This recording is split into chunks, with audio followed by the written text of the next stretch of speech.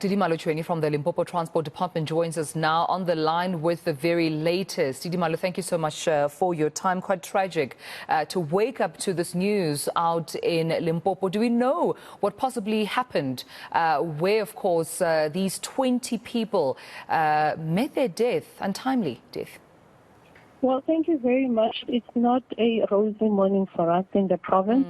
20 people were killed. From what we doubt is that the accident happened yesterday at around 5 in the evening. Obviously, a bus taking people back to their homes, most of them probably coming back from work or school.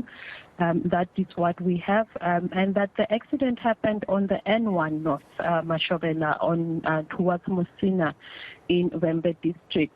We know that rescue efforts started at around 6 yesterday, right through in the night, and we're told that it was quite a difficult exercise because it was drizzling, it was dark. But what we've managed to get from that is that, yes, 20 people tragically lost their lives. We also have an indication that 10 passengers sustained serious injuries, 16 moderate and 35 minor injuries. And of course, they were taken to nearby hospitals, that is Matlado, Elim and Silo in Wembe district in Limpopo.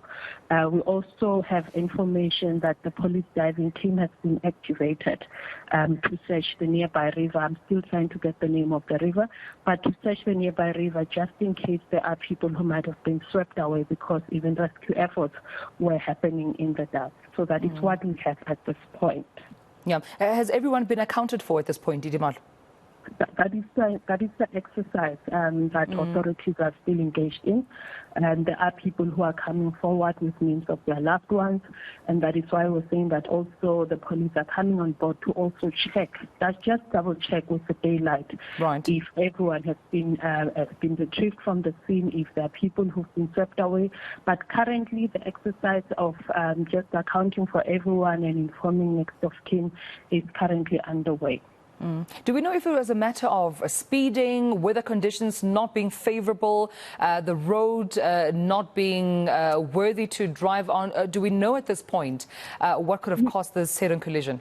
We don't know for sure. What we have, it's what would get as a preliminary report from the scene, where officers attending would try to make sense of what is happening. And the matter is still under investigation, but there is suspicion that the cash and transit vehicle was overtaking, lost control and collided with a bus. But let me also emphasize that it's something that is still under investigation. And of course, once we have all details, they will be shared as well. All right, we'll leave it then. I appreciate you coming on and giving us this update. Our condolences once again to everyone affected, all the families, loved ones, getting that call, that reeling call that, of course, your loved one had passed on or is rather injured. And we, of course, thank all the rescue service enforcement agents that came to the scene to assist. Limpopo Department of Transport and Community Safety, Tidimalo Chuene, thank you also for this update.